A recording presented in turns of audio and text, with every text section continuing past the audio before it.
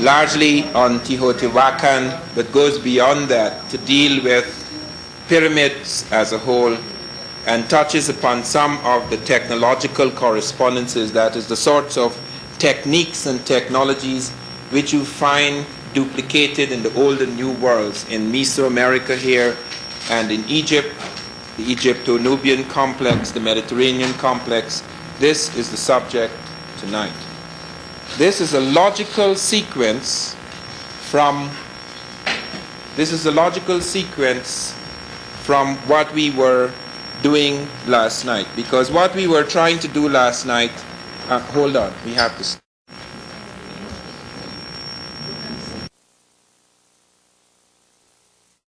We're dealing with Teotihuacan, which we had a chance to visit today. And this is not the only thing we shall be dealing with. We shall be dealing with the pyramid complex in the old and new worlds.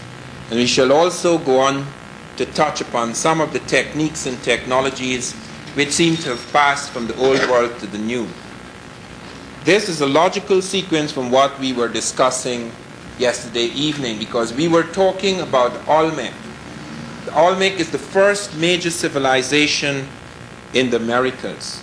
It was not only concentrated on the places we talked about, such as La Venta, where they found 4 of the stone heads, such as Tres Zapotes, where they found the first heads, such as San Lorenzo, where they went on to find further heads. It was to go down, it was to go up here into the Valley of Mexico, it was to go down here, and it was to go out there to touch the Maya, it was to even go on to touch people down in South America. It was truly a civilization, because civilizations are not capsules, they're not cocoons, they're things that spread out and they bring their light and shadow over other cultures, other peoples, etc., through trade and through wars and through migrations of peoples. Now, what we saw last night quite clearly is that in the Olmec complex, in the Olmec heartland, in the Olmec civilization, you have a combination of many elements. Not just the native thing, but the Egyptian. The Egyptian thing is very important because apart from the question of these extraordinary sculptures, and only in Egypt and in Nubia do you have that type of sculptures. Not just the size, as Dr. von Wutenow pointed out, but one of the things which is seldom mentioned, that only the African concentrates on the head to such an extent, which is the seat of the soul for him, that even in some of his sculptures and other civilizations, you have a kind of dwarfing of the rest of the figure. You can see some African sculptures where you have an enormous head which is out of proportion with the rest of the body, because he's making a symbolic statement with that head. It is rare in the sculptures of the world that you have gigantic heads. You could find nowhere on earth can you find heads as large as the Sphinx or as large as the great figures and heads that you see in Egypt and Nubia. Nowhere. This is very important to him. And you find these heads, they dominate the ceremonial plazas of the Olmecs. And you find the terracottas, that is, not only in the stone, but in the clay complex, you find a range of things. And we explained why it was we were so concerned about the clay sculptures. The reason we are concerned is because the books of America have been destroyed. It's not like Europe. If you want to learn the history of Europe, you go into a library. If you want to learn the history of America or of Africa, you have to travel and you have to pull all sorts of strands together. And when I say travel, I don't mean merely travel across the surface of places where things have disappeared, but travel in time. You have to go back into time. You have to go back through archaeological strata in order to pull together the strands and threads, the invisible strands and threads that have been buried. It is absolutely vital, therefore, that one has to draw upon a body of complex evidence, not just books which no longer exist or only exist in fragments, but archaeological evidence.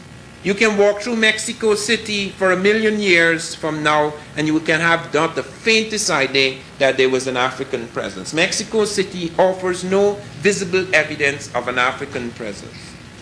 Leastways does it offer it even in the Museum of Anthropology. Pieces like this We spent about an hour there. You did not even see pieces like this.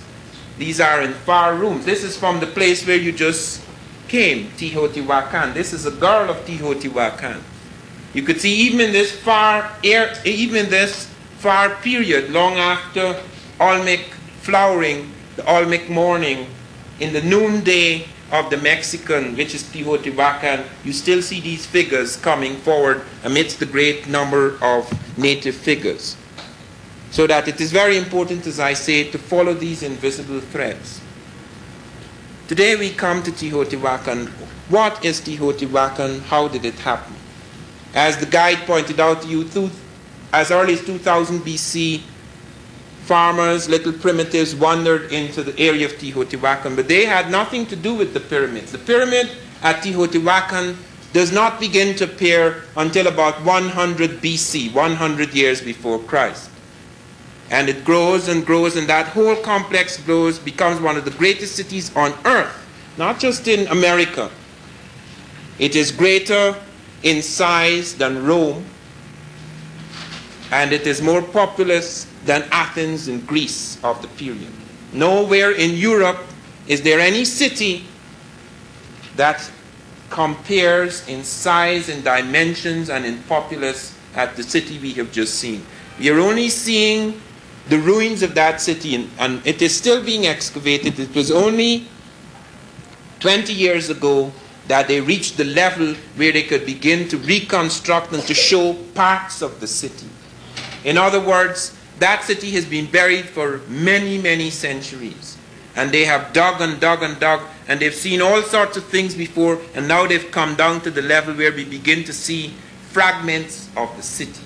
So it's not a completed excavation. Everyday work is going on. They're reconstructing things. They're digging deeper. They're finding new tunnels. They're finding new openings, new underground passages, new temples, etc. So it is not a completed work.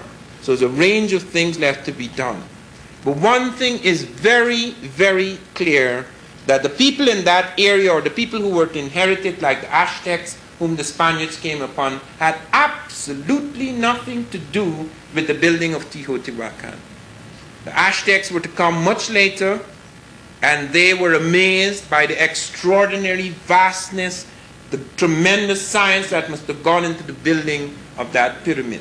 I don't know how many of you have touched that stone and looked at it in detail to know how on earth could people build a mounting out of pure stone, or the combination of stone and other materials, and to have the incredible mathematical measurements, because that is one thing that is never pointed out, that these people are building with fantastic precision, absolute precision, a precision unknown in the world except in places like Egypt. A precision that has only come out of thousands of years of astronomy and mathematics. And we have to look, therefore, again at Teotihuacan now. How do we know that the Olmec affected Teotihuacan? Because the Olmec appear in this area, as we say, at Leventa, at Tres Zapotes, at San Lorenzo. They appear there as early as 1000 BC. In fact, occupation dating, that is when they first entered the site, goes back to 1500 BC at San Lorenzo, 1200 BC at Leventa. Now we are dealing with something that occurs 1,000 years later. How do we know the Olmec had anything to do with it? Because of two main reasons. Reason number one is that nobody on the site of Teotihuacan, no culture or civilization in America even can come close in terms of astronomy, mathematics, and architecture to even to begin to conceive, much less to construct Teotihuacan. Secondly, we know the Olmec touched everyone in America. We know that because many pieces of their art, many of their ideas and concepts are seen in the works of other places. And we see it also at Teotihuacan, because at Teotihuacan we find effigy jars on 3 prongs. They're standing on 3 legs, the same as in the Olmec world. The jaguar is at Teotihuacan.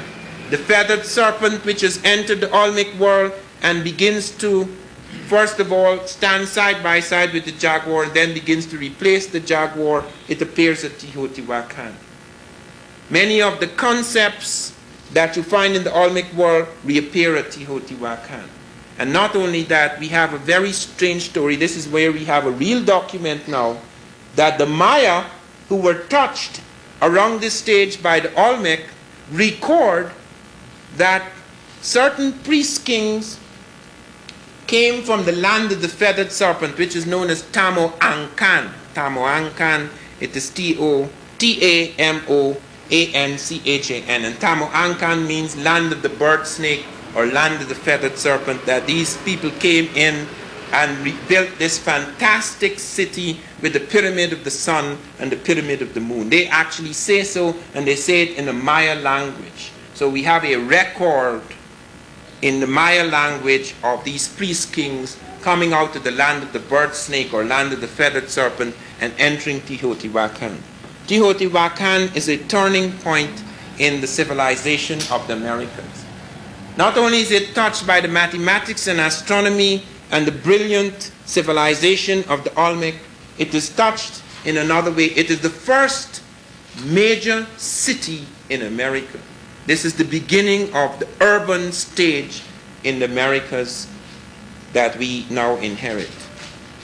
They were able to do extraordinary things in that city. It is not just the pyramid, but around the pyramid there was a vast complex of buildings. They are calculated to be 2,600 buildings stretching over 8 miles.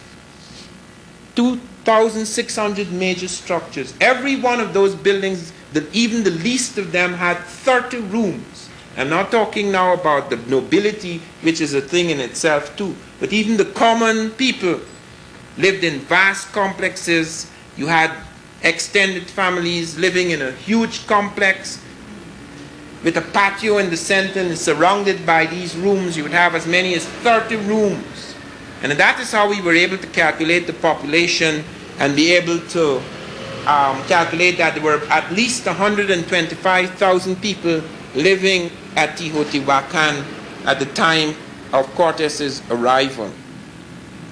Teotihuacan is a place that startles us not only by its mathematics and astronomy, but by the fact that engineers sat down in America, ancient engineers, and planned the pyramid and planned the structure of the city in the way architects and engineers planned Washington, D.C. They planned it out in quadrants even before they began to lift a finger, which shows that this was not an evolving city. There's no precedence for cities in America. This is not an evolutionary pattern. Here are people coming out of the Olmec world with clear-cut ideas, fully formed concepts, full-fledged, full-blown, no half and half. They already could see the city before they even begin to build it. They set it down in quadrants with precise gridwork patterns, and they begin to build. So that you have these extraordinary factors from the archaeology which give us a clear idea that we're dealing with a highly advanced people coming to set down the basics for the building of Teotihuacan. Now, from 100 BC right down to 750 AD, this city flourished. Its main high points are between the 5th and the 7th century, and then suddenly something happened. We do not know what it is. Some people said that it was a great conflagration, there was a great fire. I don't believe that. Some of the things they found is blackened by fire, but no fire could sweep through a stone city as vast as that over 8 miles and wipe it out. Doesn't make sense. There must have been some peculiar catastrophe that occurred and the city was abandoned, because when the Aztecs came much later, they found it abandoned. There is no complete explanation for what happened at Teotihuacan, just as there is no complete explanation at the moment for the catastrophe that struck the Mayans somewhere around AD 900. Suddenly they left their great cities, they abandoned it. There are many theories about it. There was theories about erosions of the soil that led to failure of the food supply, malnutrition, as a consequence, great disease, epidemics, the destruction of the population. Some stories about great revolts that caused the nobility to be destroyed. All sorts of explanations have been provided, but none of them are satisfactory. We simply do not know at the moment how Teotihuacan died. And we simply do not know at the moment why it is that there was some peculiar abandonment around 800 to 900 AD. Some catastrophe seemed to have struck Central America, which has not yet been explained. We don't know if it was an earthquake. We don't know if it was a series of volcanic eruptions. We have no idea what happened. But suddenly, after this great blaze of glory, the star went out. And we go back now through many layers. And that is why it's so confusing at Teotihuacan, because when you go digging, you have to dig and dig and dig. We haven't yet seen everything. We have to dig even deeper. They have to now start to open up holes and go below Teotihuacan to find out what happened before that time. Or even things that were built at Teotihuacan are still buried under the ground. So there's a lot of work still to be done in that connection. Now, one of the extraordinary things about Teotihuacan is that it raises once again this business about, was there a contact between Egypt and America in the ancient world? How can we establish this when Teotihuacan is as late as 100 BC, when if there was any contact, it could not be earlier than 800 BC. I mean later, perhaps than about 800, 700 BC. The reason for that is because the Olmec who were touched from outside were the people who carried certain ideas down and carried it over to this place. So that in spite of all the superficial changes which are bound to occur when new people come in and when they're involved in building, there are certain central ideas which are carried forward by the Olmec which appear at Teotihuacan. It is stunning to learn that the base of Teotihuacan is the same size as the base of the Great Pyramid in Egypt. They said at first that they found it was just 1 meter off. Now they're saying that they cannot be sure it is 1 meter off.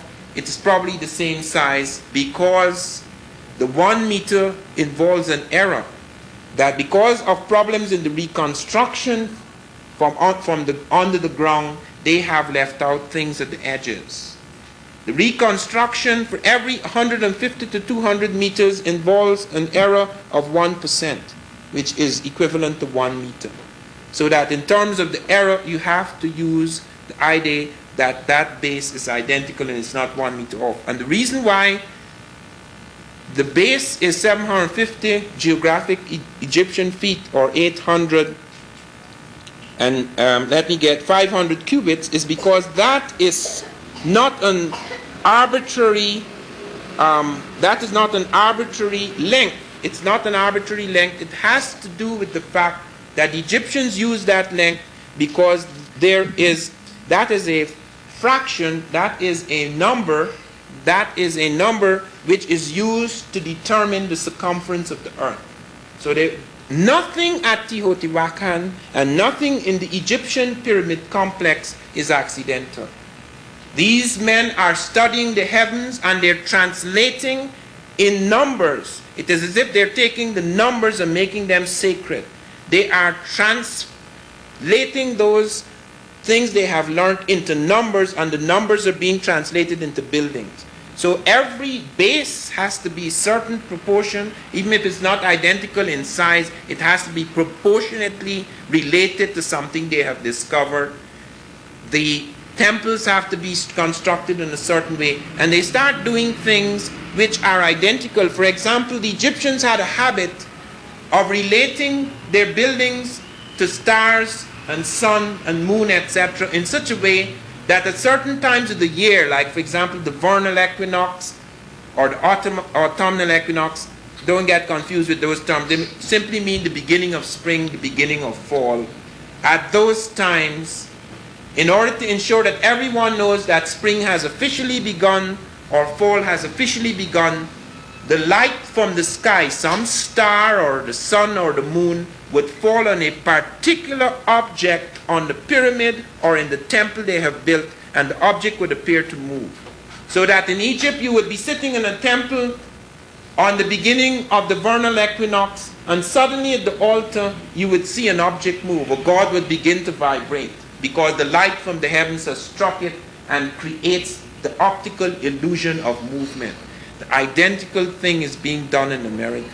There is a snake that is made along one of the pyramids, the Castillo of Chichen Itza, where you see a snake. And when the vernal equinox or the spring begins, that snake crawls up the pyramid. The light from the sun at that particular day causes the snake to look as if it is crawling. And when the autumn equinox comes, the beginning of the fall, the snake crawls down. Those are identical ideas and concepts involved in the sacred architecture, both of the people of Teotihuacan as well as the people of Egypt. They would also develop something which the Africans, the Dogon, developed, which the Egyptians developed, which the Americans seem to be doing.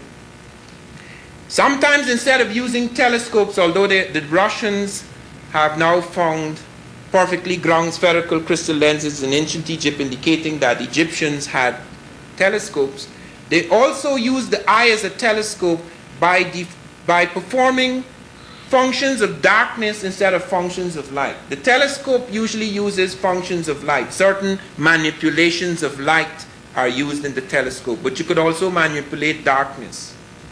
You can stand in a dark cell for hours, or in a dark room or a dark cave, as the Africans, the Egyptians, and Americans did, would stand in a dark cell and would have a point of light. And the eye would become developed in such a way that it almost becomes a lens.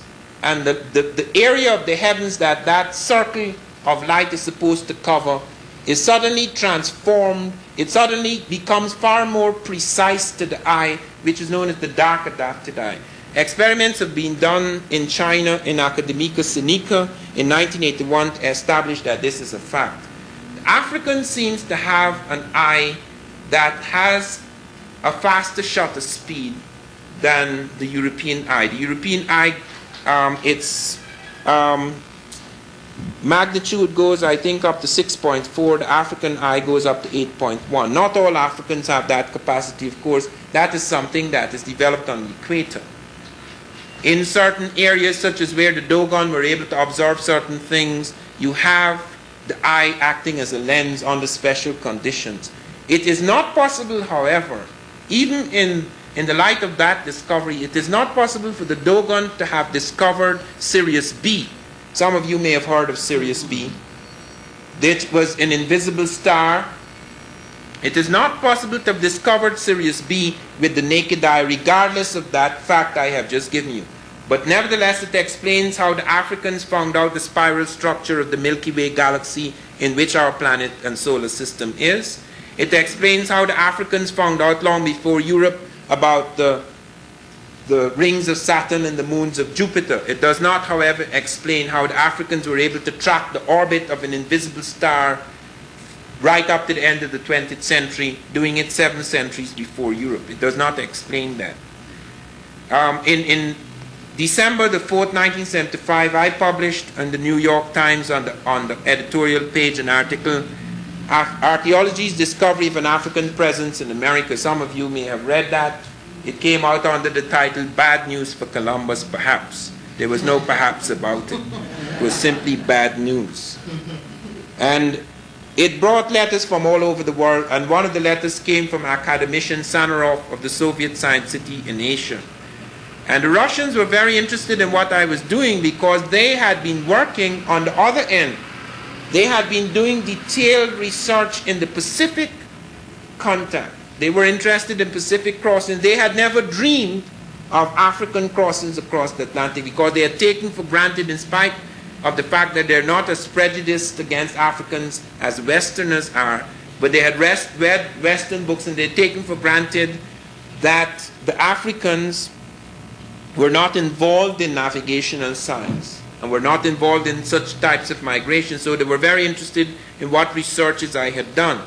And they offered as an exchange answer any questions I had about excavations they'd done in Africa. The Russians, as you know, had built the Aswan Dam in Egypt. And when the Aswan Dam was completed, it meant there would be a flooding of Nubia and parts of Egypt. As a consequence, part of the archaeological record would be destroyed. The Russians therefore did furious work on the Nasser, the last great Egyptian ruler before Sadat. Sadat was to kick them out because archaeology is not a joke. Archaeology is also involved in spying, just as anthropology once was. So the Russians used archaeology as a cloak for spies, just as the Americans use it in embassies, etc. And eventually they were kicked out. But before they left Egypt, they informed me that one of their scientists, Volosimo, had discovered perfectly ground spherical lenses in ancient Egypt, indicating that the Africans had telescopes. So that in addition to the fact that they have this dark adapted eye, they also had telescopes. What is extremely interesting is that the Americans here are attempting to use the same methods of looking at the sky, going into the great dark. They're not just looking through, they're not just ascending elevations, which would be natural, and looking at the sky like that.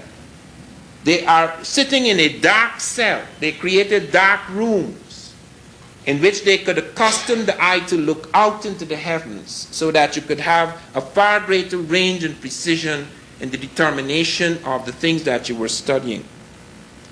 Now, one of the extraordinary things too is that we find that the Mexicans, although they had more than one calendar, they had developed their own calendar. In fact, they had 4 calendars. One of these calendars they borrowed from the Egyptian. In this book, they came before Columbus. There's a great detail of things which they could not possibly have done without contact.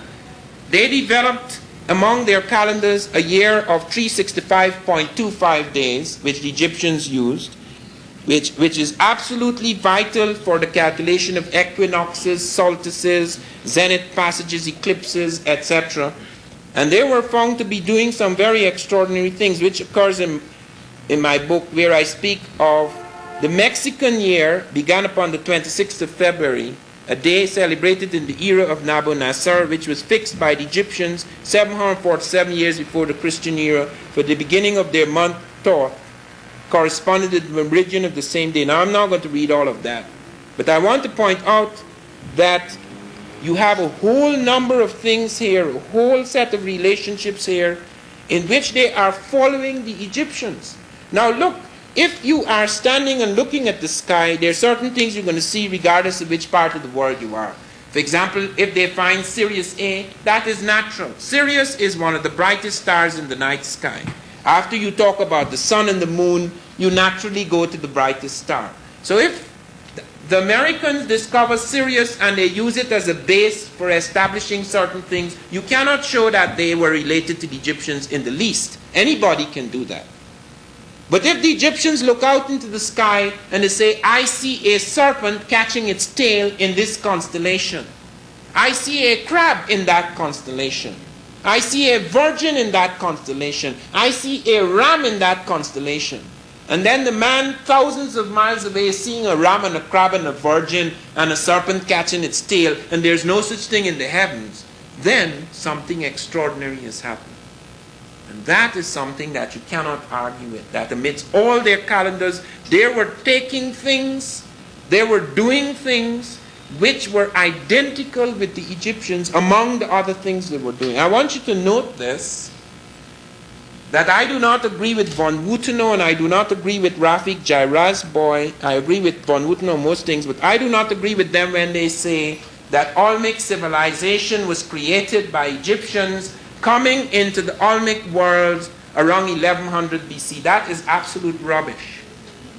Because the first settlers in the Olmec world were primitive, they were on a low level, they had their own culture, etc., they were building things, but at that point in time, there was no flowering, there was no building of the pyramid, there were no stone heads, etc. Those stone heads appear around 800 BC, or say between 948 and 680 BC. They have been carbon dated because they were rooted in wood, and the wood could be carbon dated. So we have to start dating from the time when we can carbon date. You cannot carbon date a stone head.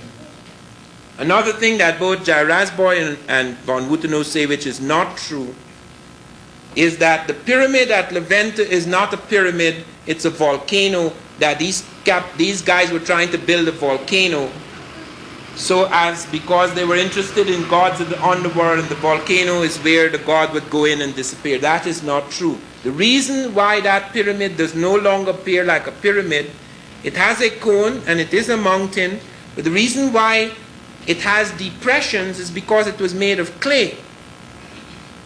The Americans did not have enough stone close enough to Levante to make a stone pyramid like the Egyptians. They had to make a clay pyramid, so that even though they were following ideas of the Egyptians, the materials were made of clay. As a consequence, you have heavy erosion of the pyramid, so that you have gullies. You have gullies created by depressions and gullies created by the weather, by erosion.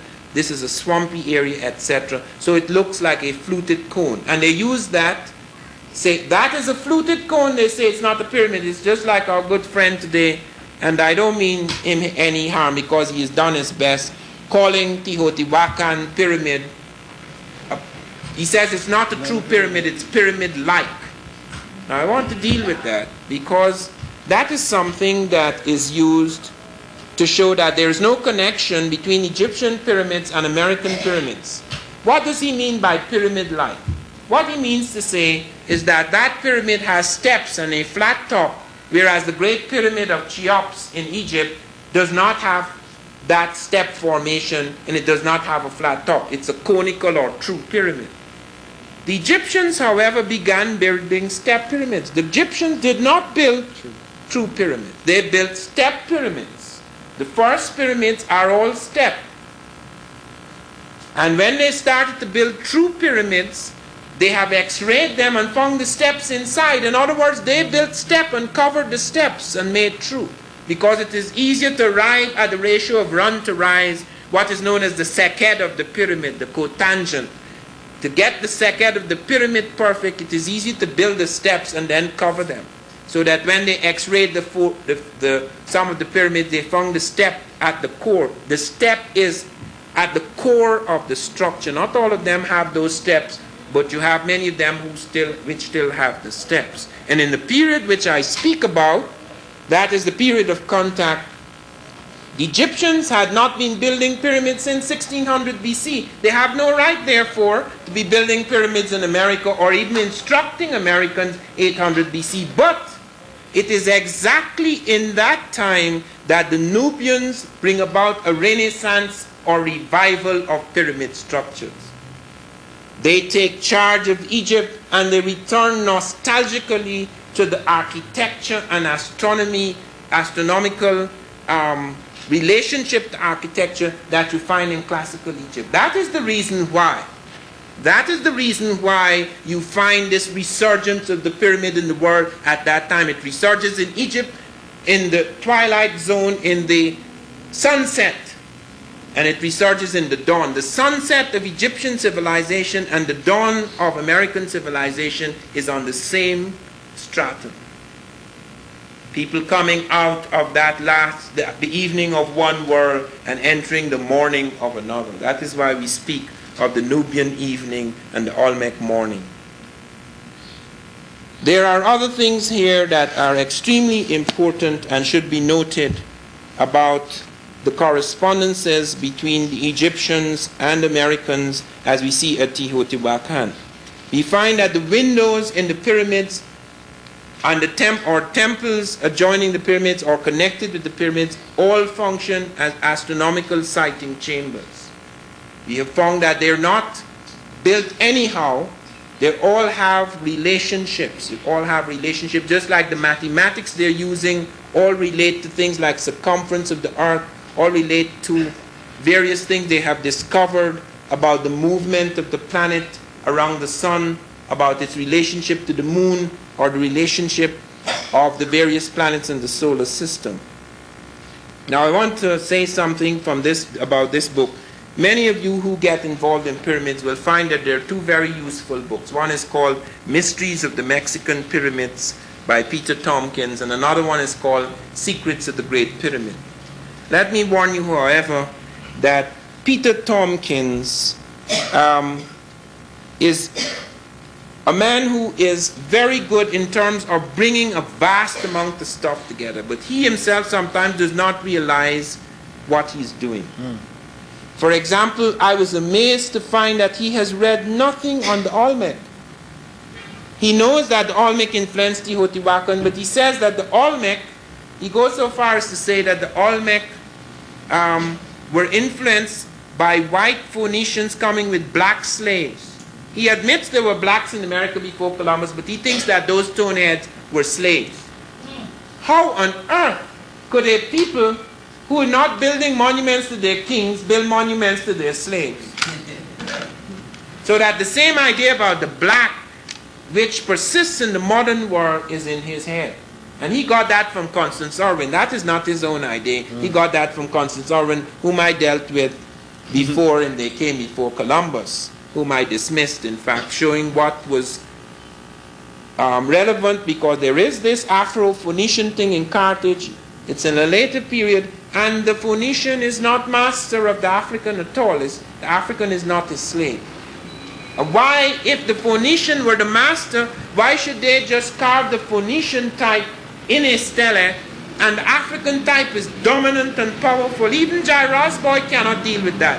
Jairus Boy says that in the reign of Ramesses III, the white Egyptians took black. You see, all of them come out with that, you know. Even those who admit, I'll show you, all the people who admit there were blacks in America before Columbus still believe blacks were inferior. They think somebody brought them here. Barry Fell, for example, whenever he referred to the Nubian in his book, he admitted he found Egyptian scripts in America, which I will deal with when I come to my next lecture. They found Egyptian scripts in America, and Barry Fell has deciphered the script. He's shown a piece from the hymn to the Aton in America, written on a cave. He's shown in one area, the Davenport stele, the Egyptian script next to Libyan script, and it's beautifully translated. But yet, when he writes his book, America BC, he speaks of Nubian slave. For him, as in most of the Western world, the word Nubian and the word slave is connected together. The black found anywhere has to be a servant or a slave. Von Wutenau is more advanced than that. He is not racist, but you could see last night in that remark about the white woman and her maid, when both of them are African. Now, it's an automatic reflex. It has nothing to do with any deep racism, because von Wutenau is not a racist. Von Wutenau, in fact, suffered because he resisted the racism of the Nazis. But there's an automatic reflex. We are all trained in a European system where we automatically, as soon as you see a black, you have to explain him away because he has no right being there. He's in too prominent a position, whether it is in the past or in the present. And this is how they have explained everything. And this gentleman Tompkins, who should know better, follows Constance Irwin by calling them slaves. The same thing with Jairus Boy. Jairus Boy said they came here in the time of Ramesses III, but Ramesses III was a white Egyptian. And what happened was that the blacks revolted when they came to America, and then they became powerful. That is why they're represented as gods, because they revolted against their white Egyptians.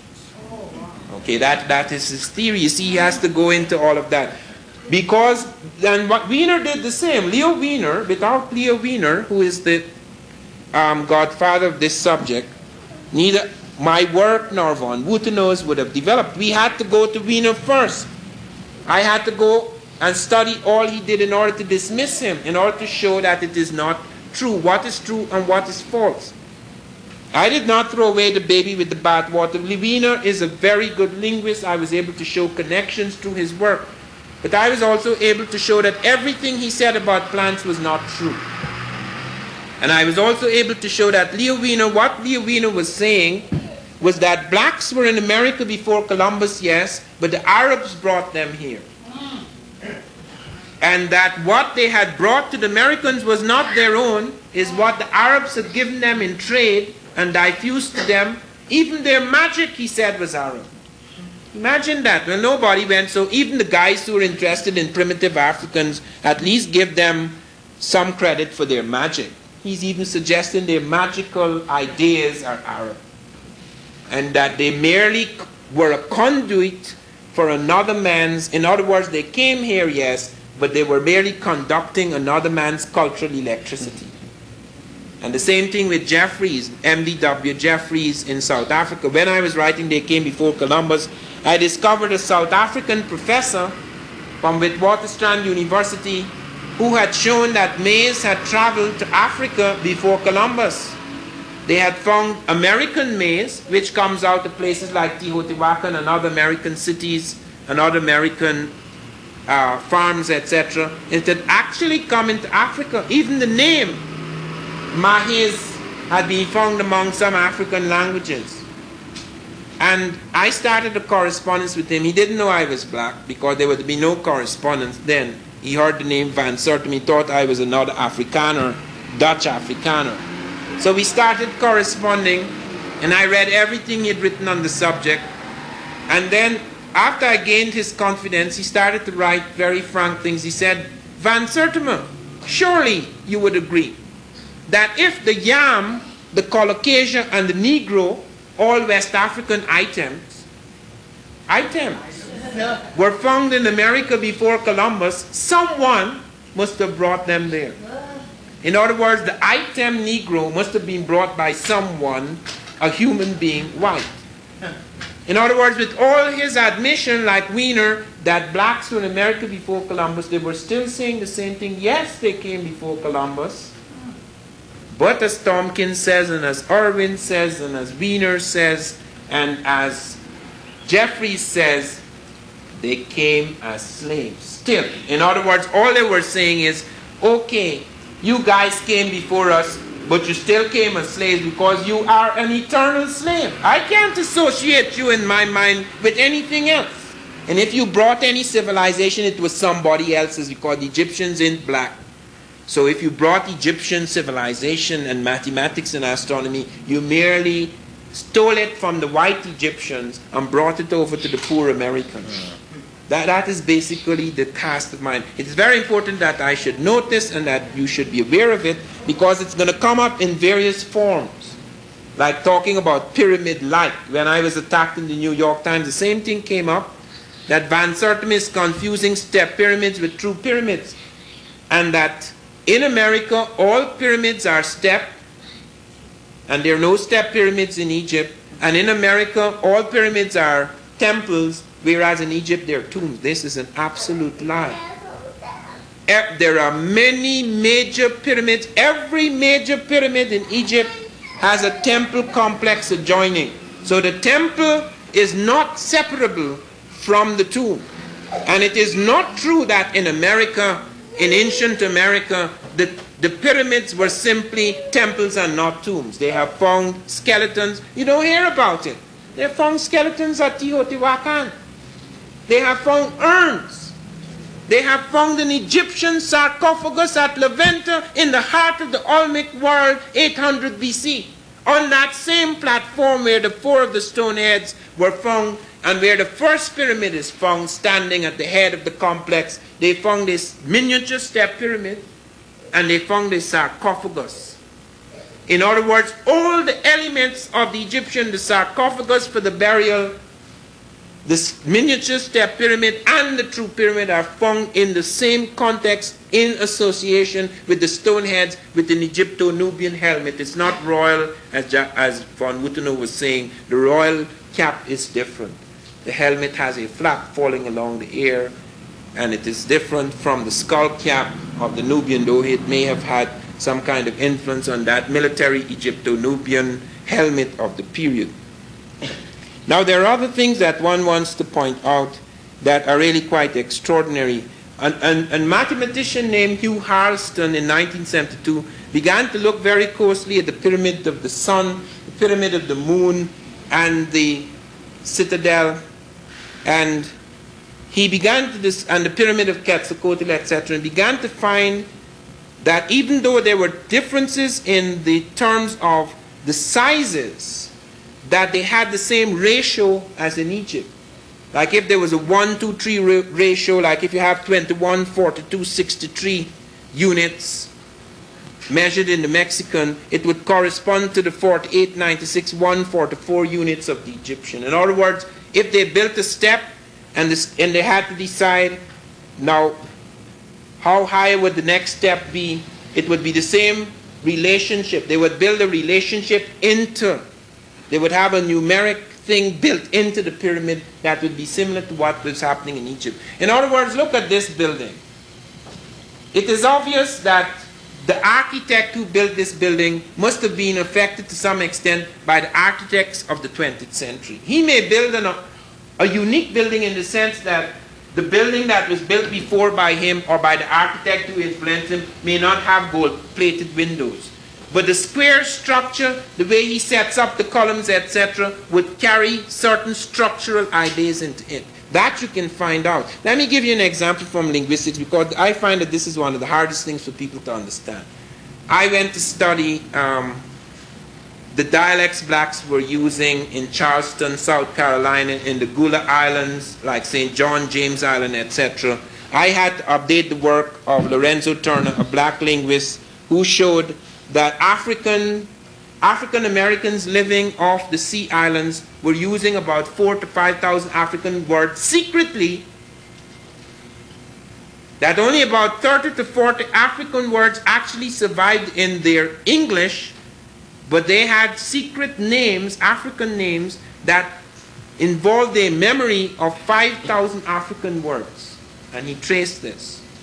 But I had to do something different. I had to go in and find out why these people were speaking the way they were and why I spoke the way I was, because I spoke an African dialect of English until I was 14. When I came into the cities and I started to talk, people laughed at me. Fortunately, I liked to fight, and anybody who insulted me was immediately beaten. But then after I fought, I used to go about challenging people, and someone nearly punched my eye out, one of my eyes out. So I decided that I will become a verbal fighter from then on. But the thing was that I began to realize the strange difference between the dialects and the standard English, because even though I read standard English, I did not speak it. I trained myself to speak standard English. But when I went in the Gula country, I found the same pattern relationships occurring. If you were to get a phrase like, I don't know nothing. Take that, for example. That's simple. Now, that is English. There's nothing African there. I don't know nothing. But something peculiar is occurring, because the English can only have one negation. The negation is only in the verb. You can't have two negations. Two negatives make a positive, but that is not true in Africa. You must have multiple negation, so that you can have an interference coming from another language system, so that even though the man is no longer speaking African, he's carrying into the other language that has been foisted upon him an underground structural relationship. Okay, in other words, the grammar, which is the syntactic structure, which is underneath the language, is affected, but the surface of the language is English. So you have a vast number of relationships like that change. So the African Americans started making shifts. The Caribbean also started making shifts in language. You don't get so much of that in North America, because the overwhelming presence here is white. But in the Caribbean, the overwhelming presence is black. In the Sea Islands, the overwhelming presence is black. So that even a white man who lives in the Caribbean speaks black English. And you find that among the Gula, whites speak black English because they're affected. The whites whom I grew up with in school, when they go to England, they're completely shocked. Or when they see films, because they find the Englishman doesn't speak the same English they speak. So that you become aware that there are superficial, it's superficially native to the English, but structurally it is being affected by something that they have brought in. The same thing you happen with pyramids. On the surface, you have the native genius expressing itself in new forms. But when you go down to structure, where is the mathematical determination? Where are the astronomical things that are affecting this man's mind? You find that he's doing things that are similar to the Egyptian. He has the same three functions. The pyramid has a tomb function, it has a temple function, and it has an astronomical function. Not all pyramids have the astronomical function, but the great ones in America and Egypt does. And he's aligning it to stars and the sun and the moon, and he's using certain earth commensurate measurements, the same units of measurement. Even when he changes the actual proportions, he is using the same units of measurement. And he's relating it to things like circumference of the earth and things like that, just like the Egyptian. When you look at his axis, the Street of the Dead, which really should be called the Holy Way, but it was named the Street of the Dead, it's on a north-south axis. When you go to Levanta, you look at the monument, you look at the pyramid, you look at the stone heads. The stone heads are facing the Atlantic, which is unusual. They're facing the Atlantic. But the whole complex has a north-south axis. Why are they taking the north-south axis? They never did it before. San Lorenzo has an earlier architecture. The Olmec settled in San Lorenzo before they went to Levanta, so that you could go back and see if it evolved at San Lorenzo. When you go back to San Lorenzo, which is at least 300 years, at least 3 centuries of occupation before Levanta, the capital of the Olmec, you find that architecture is slipshod, that there is no north-south axis. The Americans suddenly adopt a north-south axis like the Egyptians at the very same place where they built their first pyramid, at the very same place where the miniature step pyramid is found, at the very first place where a sarcophagus is found, at the very first place where the stone heads are found. Suddenly they adopt a north-south axis. No precedence, no evolution. They have suddenly adopted a north-south axis after architectural monuments they created before at San Lorenzo do not have the axis. You go to Teotihuacan, the Street of the Dead has a north-south axis. And our guide was saying today it's 17 meters off. That is not true. It is 17 meters off true north. It is almost identical with magnetic north, which is what they used here. Okay, because there are certain changes, as I say, that went on. They're using north, but they're not using the north of the Egyptians. They're using a variation of that north, and that is what is causing the deviations. Some of you have been to Egypt and you've seen the Great Pyramid. Some of you do not realize what an extraordinary thing. There is absolutely nothing on this earth that comes close except the space satellites in terms of the knowledge that went into the Great Pyramid. That Great Pyramid in Egypt, the one, the Pyramid of Cheops or Khufu, that Great Pyramid takes up 12 blocks of Manhattan. It is twice the height of the Pyramid of Teotihuacan. It takes up 12 blocks of Manhattan. It is half the height of the Empire State Building. And it's larger than anything that man has built as a single structure. If it were broken up into 1-foot cubes, it would stretch 2/3 around the equator of this planet. The materials that were used to build that pyramid. It is so huge that all the great sacred monuments of the Europeans, the Westminster Abbey in England, St. Paul's Cathedral, the pyramid, the temples of the Basilica in Rome, the great Catholic cathedrals in Italy, etc., could all be plunked into the African pyramid and there'd still be room for more. And the Africans had a habit too, not only of building upwards, but of building downwards. The pyramid is not only half the height of the Empire State Building, that is what is showing. The pyramid descends beneath the earth. And they have developed extraordinary methods of lighting the underground chambers. They find also ventilation was so extraordinary that some of the chambers of the pyramid are still fresh. The air is still fresh after 4,000 to 5,000 years. The lighting system was such that they wondered how the Africans could draw inside of the pyramids. How could they draw these things? And there is no evidence of candles, no evidence of smoke on any of the paintings. And they found the Africans were using metal reflectors, that the sun would come and hit the metal reflector, ricochet on another metal reflector, ricochet and ricochet, going right through the underground, right on the ground, lighting the bowels of the earth for centuries. So that deep down inside, there are areas that are not dark, that are lit because of this connection. You find, for example, at the Teotihuacan pyramid, there are certain days when a shadow falls on one face of the pyramid. Just one face. It is so constructed that the shadow would come from the sun and fall on one face, because they know exactly what they're doing, where the sun will be at a specific day when they're celebrating something, and it would fall and it would move away after 3 days. Just on that face, and you will know, well, that is such and such, and that corresponds with such and such. The Egyptians were doing the same thing, just as they were using light to cause movement, strange movements of objects in the temples, just like a Chichen Itza. You could see the snake going up the pyramid at the beginning of spring and the snake coming down at the beginning of the fall. It is as much as saying the sun is going up now and you will have spring and summer. The sun is coming down now, the winter is beginning. The darkness is coming again. So all of these are things that are carried forward at Teotihuacan. Now I'm going to close in a moment, but I want to point to one or two things that embedded in these structures. There is an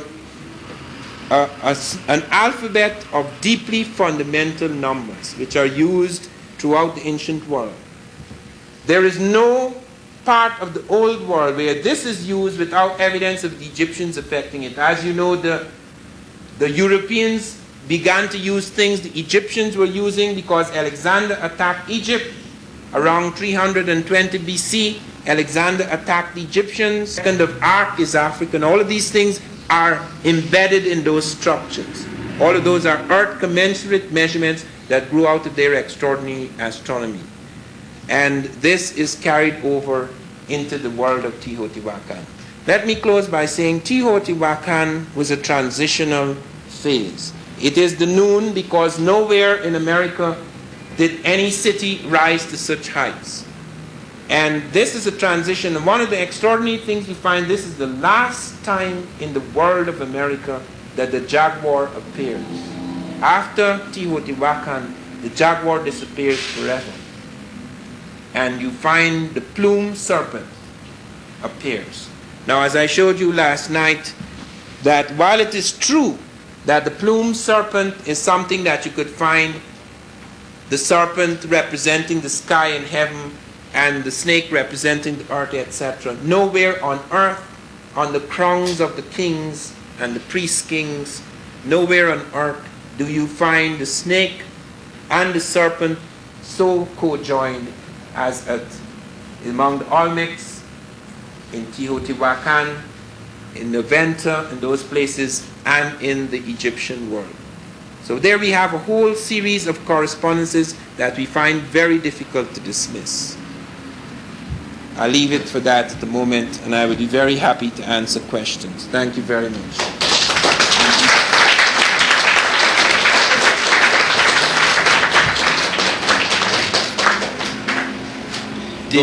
Did the ancient Americans use a bonding agent to build their pyramids? Because I noticed in Egypt there is no bonding agents within the pyramids. You see, the trouble about Teotihuacan is because they did not have stone like the Egyptians, they have a combination of things. They have mud brick, they have adobe. You see, these things are being pulled together. There must be some kind of bonding agent, because even afterwards, Americans seem to be able to build things like the Egyptians, like in Peru, where you have the best examples. You have vast walls of structures where you have many-sided bricks stuck together. You cannot put your hair through, and there's no evidence of mortar use. But there's evidence that some kind of bonding agent was used. Recently, it has been revealed that the Egyptians seem to have what is called a chelating agent. The chelating agent, they were able to soften the stone in order to work it. And this agent, perhaps in some kind of chemical form, must have been able to cause stone to stick together like a glue. So that as it dried, it was wetted in the chelation in order to cause it to soften, and as it dried, it stuck. So that may be some explanation. We are not absolutely sure of that, but that seems to be coming out as one of the explanations for this connection. The other things that we have to note is that everybody is going about saying, as they said for years, they had no wheels in America, but they have found wheels. At least as a principle, everybody's going about shouting, but they had no tools. Now when people finish building, if I come here after nuclear war that strikes the United States, if I come here in the 21st century, I'm not going to find any tools hanging around. Nobody leaves their tools about the place unless they're sloppy workmen. So that we can be sure that these guys didn't have certain kinds of tools. We've looked and we haven't found any. We haven't found the tools that we expect to find, but we found scaling ladders in Egypt, which they used on the walls of the pyramid. We have found evidence in their drawings that they were using something to cause, they could move enormous objects over surfaces. They threw something down which seemed to make the surface as smooth as ice. So just as you could pull a sledge with great weight without any effort, they created an ice condition. We don't know how they did it, but there are pictures of them throwing this thing down and the men pulling enormous tons. One of the extraordinary things which I forgot to mention, which now comes up again, is that Robert Heiser has written, he was writing a book, he died while writing this, but he has written an article in which he shows that the Americans were using the same methods of transporting heavy stone as the Egyptians, that at Levanta, in the swamps, these men had to take those stones out of which they made those stone heads. They had to take 40-ton pieces of stone and move them from the quarry 60 to 80 miles away downriver in the swampy area. Only the Egyptians had mastered that. The Americans had never done that before, because although they had a pottery tradition and they never made such enormous colossi, there is also evidence too that they were affected by other technologies which I forgot to mention. They have found that El Villajón, which is in the Olmec world, somewhere around here, they have found that the Americans were using, and they've only found a few pieces of it, paper made from wood pulp. Nobody on earth was making paper from wood pulp except the Egyptians. The Chinese were to do it later. The Egyptians made paper from papyrus and they made paper from wood pulp. Nobody had developed that technique. At El Villajón, they have paper which they have examined in the laboratory. There isn't many of it, which means there was no industry here, wood pulp industry. How come they're going to have paper made from wood pulp in strata, pre-Christian strata, and it is examined in the laboratories and found to be paper made from wood pulp, and only the Egyptians are using it. Robert Heiser, by the way, who discovered that the heavy transport techniques used by the Olmecs, which, as I say, affected Teotihuacan, is the same as that of the Egyptians, refused to believe all his life. Even when he discovered that, he refused to believe the Egyptians had anything to do with the Americans.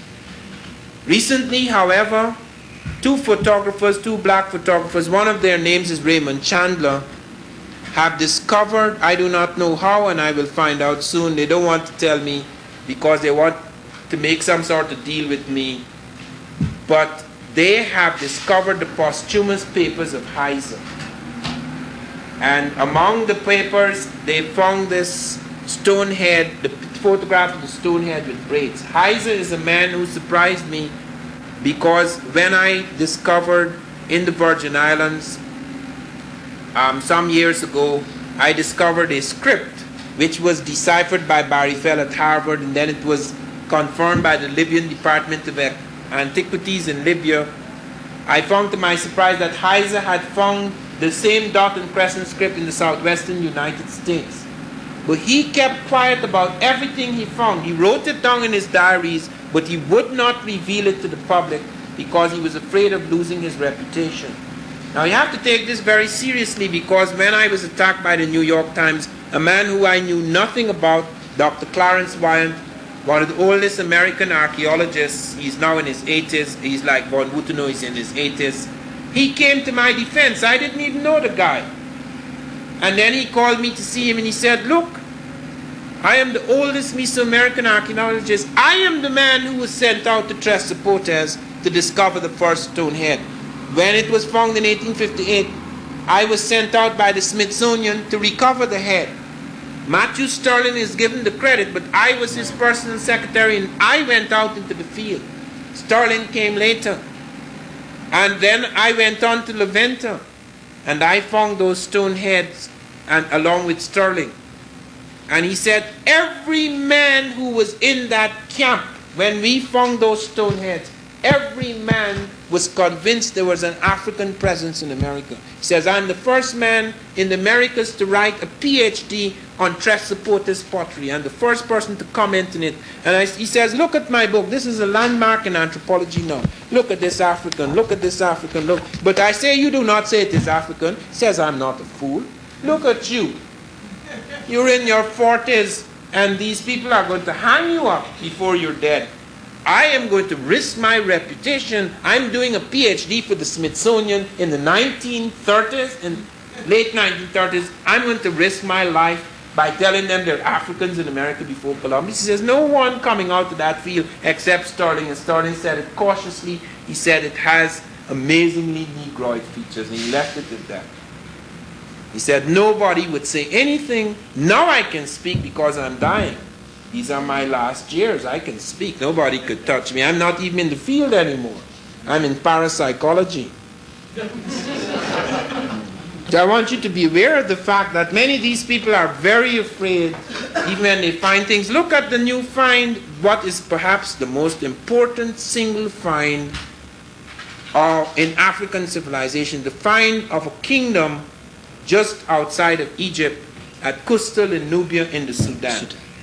This is the most important find ever made in Africa in the last 3 centuries. It is a place called Taseti. It occurs in Africa, in the Nile Valley, 200 years before Egypt. It has 12 black kings reigning in the Nile Valley even before the first Egyptian pharaoh. And the hieroglyphs, the world's first major writing system, is found among the blacks. It's not Egyptian at all. As the blacks move up into Egypt, they carry the hieroglyphs with them, and there it is refined further by other Africans. The first writing appears in the first monarchy in the Middle East, which is a black monarchy known as Taseti. Those of you who attend the conference in Atlanta in September, we are shaking hands between September 26th and September 30th at the Martin Luther King Chapel. You will get a chance to hear that in detail by the man who discovered it, Bruce Williams. Yeah. He was not the only one to discover it. This brings me back to the business of hiding things. His teacher discovered it. Not a word came out of his lips. He hid it in the back room.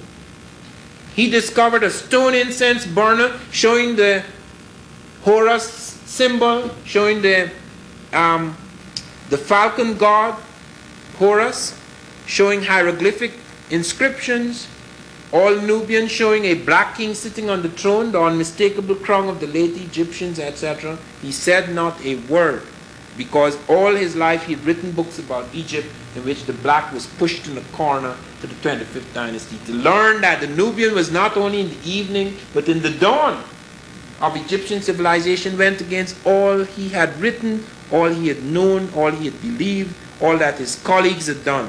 He could not risk his reputation and destroy all of his work and that of his colleagues to say what he found, so he pushed it aside.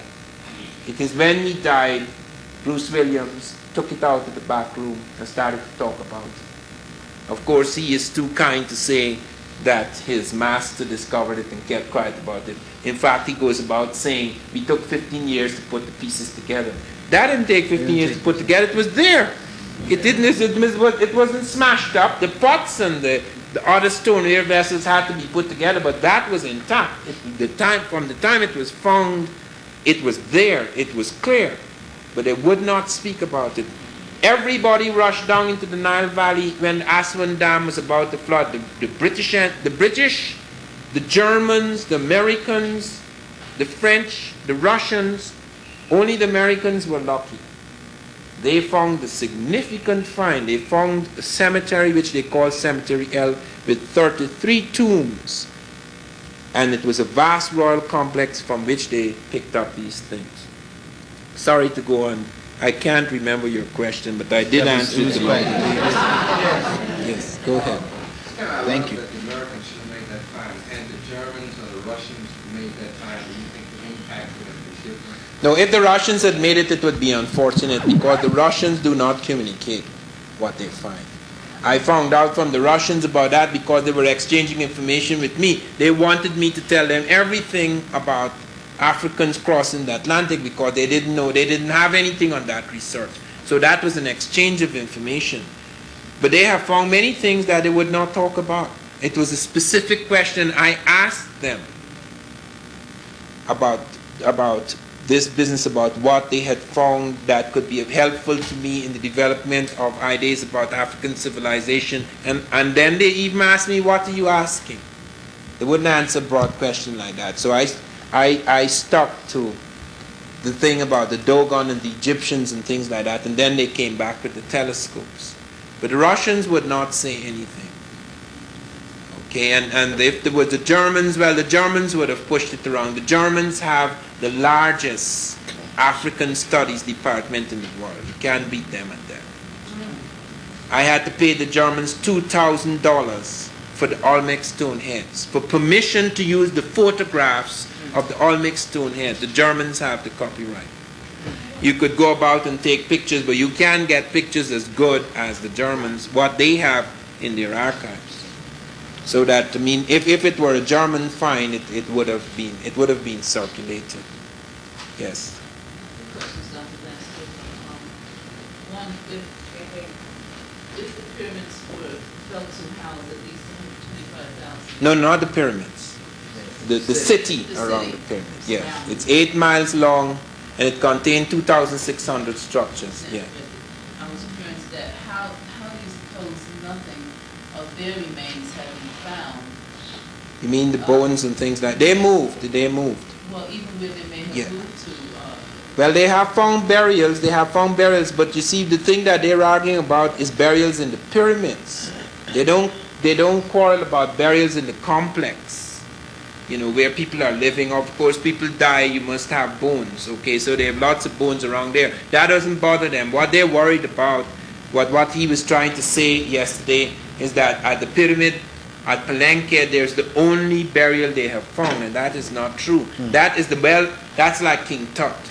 King Tut is the only, King Tut was very minor. There are kings greater than him who have far more treasure, but he was the one best preserved. The one at Palenque is best preserved in a beautiful sarcophagus. You could see the bone, you could see the mask on his face, etc. But that's not the only one, because they found skeletons, they found urns, they found little sarcophagi and things like that elsewhere.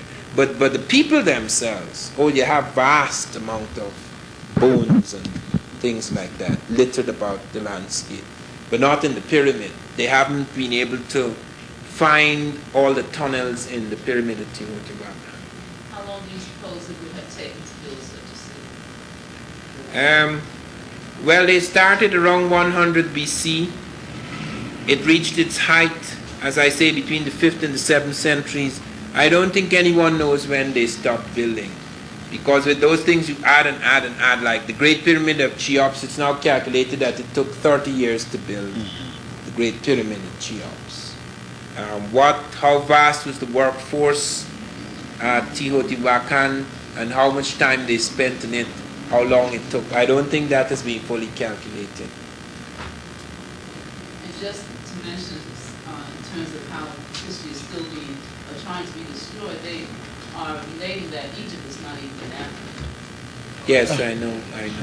But you see, the reason you can say that now in the modern world, that Egypt is not culturally African. Well, true, but it's still on the continent of Africa. Yes, but it's just like Guyana, where I come from. People do not say it's in South America, they say it's in the West Indies.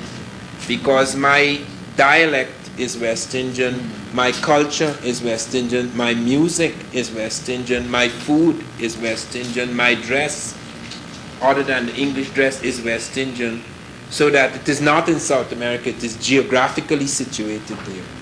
But one appreciates, however, that myth of it not being in Africa profoundly affects the way in which history is seen.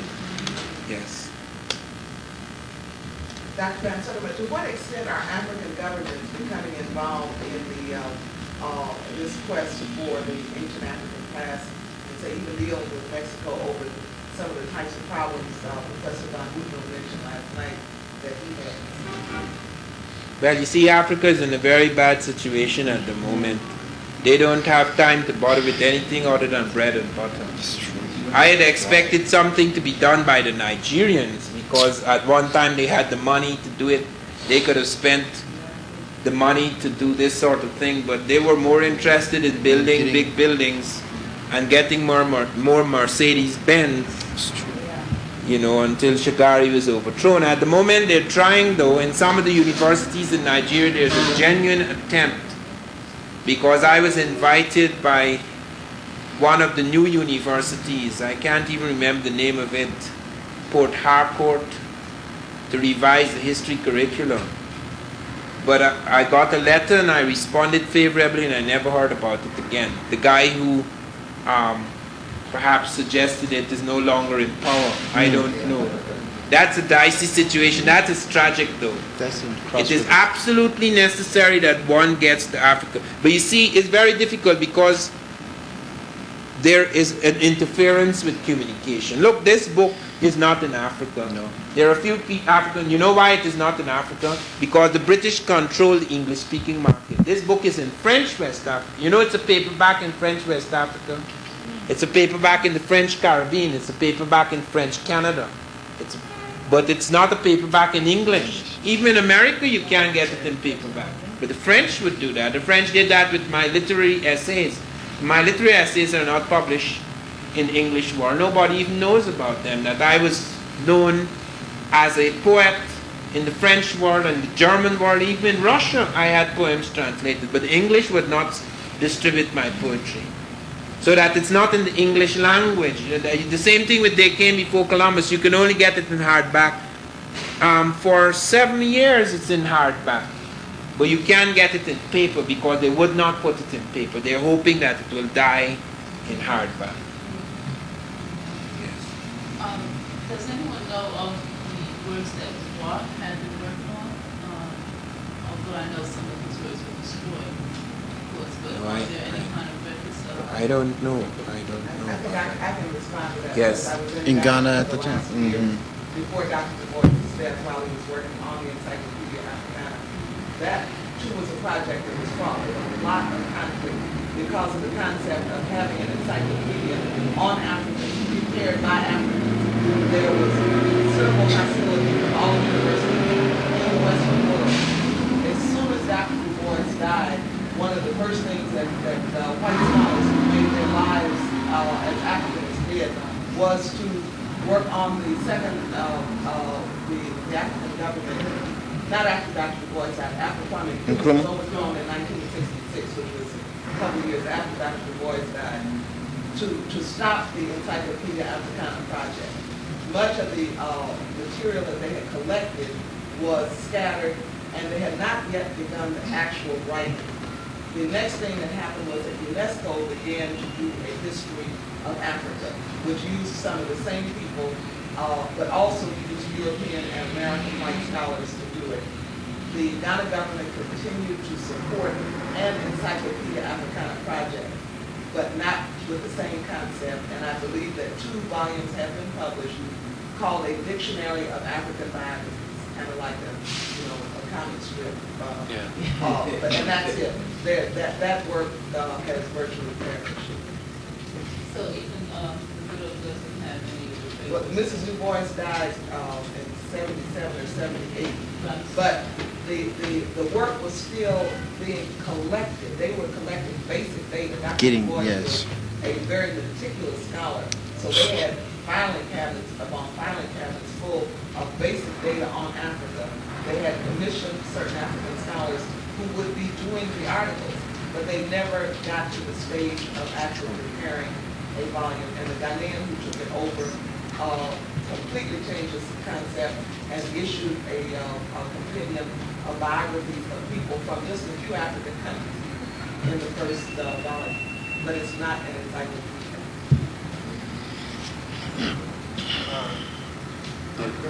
I saw at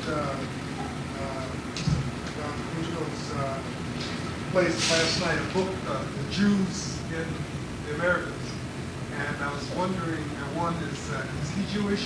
Secondly, No, he's not Jewish, but he has a karma work out because his German people kill Jews. You know, Germans, some of the Germans who have guilt complexes get very involved with the Jews in that way, apologias, you know, to show how much they love the Jews and that they had nothing to do with it.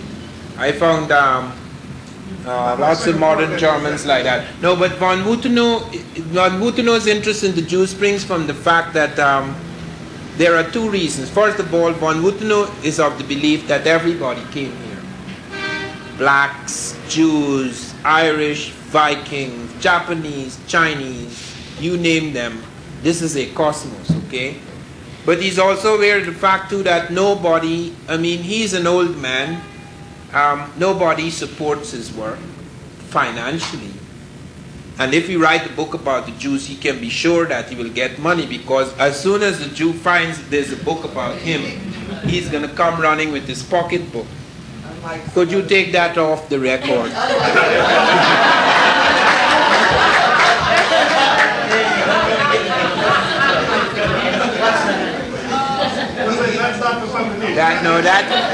That was the Jaime remark. But true nonetheless. Well, what about the connection between the Jews and the pyramids? They contend that they built the pyramids. Mythology, please. Well, I think that we don't need any refutation of that, because that was a myth about building the pyramids out of straw and brick, and thatch, which is so absurd. And not only that, those pyramids, the Great Pyramid was built long before the Jewish question. I mean, the Great Pyramid was built in the 3rd dynasty. Where were these Jews? And where did they get ideas about pyramids? Where were these pyramids from? I mean, people have presented these ideas about race of pyramid builders. How could you have a race of pyramid builders who have no pyramids elsewhere? You know, where did they come from? You know, there's no the evolution of the pyramid in Egypt is clearly seen in history. That's one thing, that's one marvelous thing about Egypt. You don't have to worry about documentation because it's there. You have to worry about racism there, about people trying to make the Egyptians white. But when it comes to establishing the documentation, it is so voluminous. I mean, you could see Imhotep, you could see his work with the step pyramid, you could see the evolution of mathematics, you could see the development, you could see even papyri with mathematics worked out in the building of the pyramid. You could see it in the Amis papyrus, all of those things, where they're working out the equations, how to build a pyramid, how to solve the problem of the Seked, and all these things, so that the Jews were not in that. I mean, where were their mathematical books? Where were their astronomical books in that period? Nothing. There's nothing. The Jew was largely black anyway in that period. Their leaders had married black women. Moses had married a black woman. I mean, the Jew as today, like the Egyptian today, has nothing to do with original Jewry or original Egyptology. To that. I saw bleeding faces myself. A white man sitting in Egypt with a bleeding face. He bleeds here when it's hot. And his hair is clinging to his face. But when he looked back in that sun working with a brick on his face. It's so ridiculous. You know, he'd be fainting and dying. That's crazy. Nobody makes reference to the people. As Jesse would say, now let's move to higher moral ground. Yes. Expound upon the digestible system that they had in the museum yesterday. Yes, what a digestimal system really means is using 20 as a base for various calculations. I can't easily explain it because I'm not a mathematician, but the Yoruba have a digestimal system, by the way. They have the base 20. They developed their own system of arithmetic and numbers, etc. Because, as I pointed out, you see, this is something that where I do not agree with many of the diffusionists. The native also had his own thing, like he had his own calendar. Apart from the Sothic cycle, the Sothic calendar that he took out of Egypt, he had his own calendar too. So they had these things because it's a very complex world. You see, Mexico is one of the most complex of all places. It is the only country on this earth that has 14 families of languages. Not 14 languages, 14 families. Nowhere on earth. In fact, all the European, if you were to take all Europe and all Africa and put it together, you can't get 14 families of languages. You have many, many languages, but not families. It's an incredible thing to move from one family to another family. So you have therefore, among all of these many peoples, you would have various systems being worked out. And the person who is most powerful, like the Maya, became very, very influential. They therefore were able to carry their things, their irrigation system, their agriculture system, the Chinampas, which are called floating gardens, but which are not. But the Chinampas is only in two places in the world you have Chinampas, in ancient Ghana and in ancient Mexico. Okay, the Chinampa system is extraordinary because whereas in most territories you grow food on the land, and then after a few years it eats up all the nutrients of the soil. It has to lie fallow. In the Chinampa system, you have a constant enrichment. There are no fallow years. You could grow several crops forever and forever. And the Mexicans worked that out and fed vast populations as a result of that. They also had, as aerial reconnaissance showed, that the Mayans had developed the most advanced irrigation systems equal only to that of the Egyptians. It was far in advance of the European irrigation systems. Europe did enormous damage to Mexico. It not only destroyed its civilization, it destroyed its people, as the guide rightly pointed out, smallpox. One of the things he doesn't know is not only Europeans brought smallpox, Europeans brought syphilis here. Europeans brought the common cold. The common cold wiped out millions of Americans. They just caught a cold and that was pneumonia and they died. That was quite simple in Europe, and the Africans fortunately had some acquaintance with the common cold through the Europeans. In my village, the Americans survived because they married Africans. Those who did not marry Africans had very low life expectancy. If you were married to an African, you could live 50, 60, 70 years. If you were not married to an African, your life expectancy was 30 years. Because the thing that struck the Native American was quite incredible. So in my village, you had, even then you had some epidemics. Like when I was 9 years old, everyone died who was around my age. None of my friends survived. I was the only survivor of the epidemic. And I was dying at the age of 9. It wasn't even, doctors came. The priest was saying the last rites over me when I woke up. And so that you have, this is one of the things that a lot of people are not aware of, that Europeans wiped out. In Tanzania, for example, they had 5.5 million head of cattle in an area, and the Europeans came bringing rinder pest with them, and the cattle disappeared, or the population. No, they didn't do it on purpose. Some things just happen like that, The Europeans brought destruction with the sword and the gun, etc., but they also brought their own invisible diseases, so which had a tremendous effect on the populations. Excuse me, Yes. we only have a few more minutes for this room. So. Yes. Okay, any final questions? Yes. Dr. Silva, what kind of stones were used to build the pyramids of Egypt, and where did they come from? Well, they have quarries at Aswan and other places. You have vast quarries, okay, with tremendous amount of stone, millions and millions of tons of stone. And they have pictures of enormous ramps being built from the Nile up to the quarries, the stone being carried down onto barges, carried up along the Nile, and enormous ramps leading up to the pyramid. They would have these great ramps and they go to level 1. They raise the ramp, level 2, raise it. They actually build it up, level 3, level 4, going right up, and then you cut away the ramp and you leave the sign.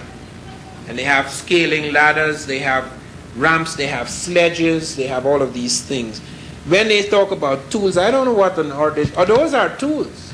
A tool is not something you hold in your hand. A sledge is a tool. A scaling ladder is a tool. A ramp is a tool.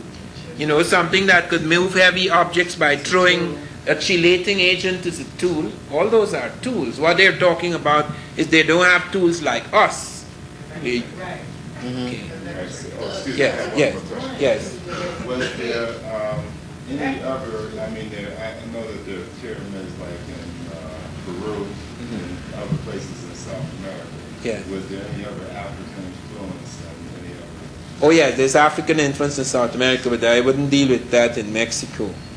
You see, the Olmec went down into South America. There's the Chavin level in Peru, Chavin Cupisnic culture, which has the same carbon dating as at Levanta. It is around 800 BC, and there you have a flowering of science and architecture in Peru, and you have the jaguar. That's the strange thing. In Peru in 800 BC, they're worshipping the jaguar like the Olmec. They're trading with the Olmec. And you find objects coming down into Peru. And then you have strange things like you find the Egyptian papyrus boat at Lake Titicaca. You find Egyptian type structures at Lake Titicaca. You find also bronze. Let me just end on that one note, because there are many things that are Peruvian that are Egyptian. The Peruvians have the identical mummification formula as in Egypt. Nobody has it except the Peruvians. Okay, they found Egyptian scripts. They found an Egyptian script called on a beaten gold ornament in Peru. Now, bronze is something that came into the world because man worked in tin, and then he also worked in copper, and then he joined tin and copper to make bronze. The Peruvians jumped 3 stages. They have absolutely nothing made purely of tin. They jumped the tin phase. They have tin, but they jumped it. They entered the bronze phase at 3% tin. Nobody did that. The Egyptians were making such fine bronzes that they were only using 3% tin. You have to start with 10% and you go down until you reach 3%. That is when you're highly advanced stage. The Europeans were at about 10%, 8%. They never got finer than that. The Egyptians jumped to 3%. The Peruvians not only jumped over the tin phase, the pure tin phase, but they jumped over the crude bronze phase into the refined bronze phase. There is no explanation for that. How can you jump 2 phases that everybody in the world moved through, and you get to the refined phase, you jump from grammar school to graduate school?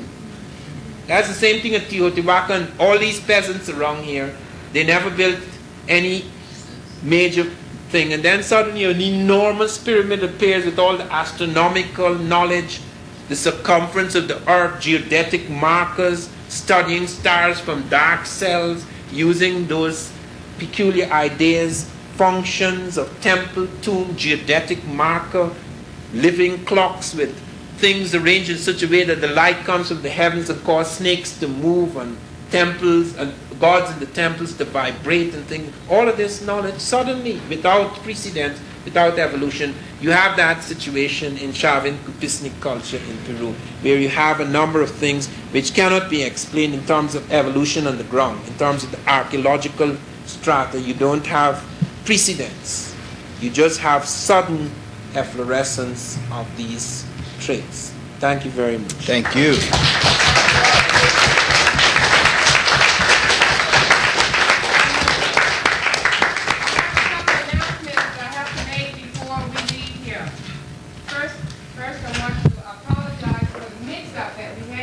Regarding the gratuity that we were going to give to the driver and our tour guide.